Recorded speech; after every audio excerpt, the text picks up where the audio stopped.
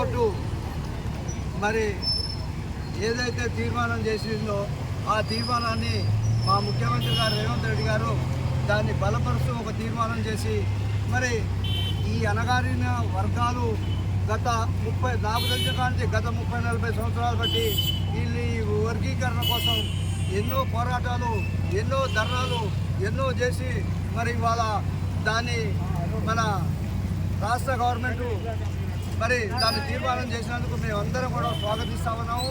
Congress party పరంగా మేము ఆ వర్గీకరణని ఖచ్చితంగా కమిటీ చేసి ముఖ్యమంత్రి గారు మరి దాన్ని ఇక్కడ అమలు చేస్తానని ప్రకటించడం మరి అందరూ కూడా హర్షిస్తూ ఉన్నాము. అభినందనలు ముఖ్యమంత్రి గారికి తెలుపుతా ఉన్నాము.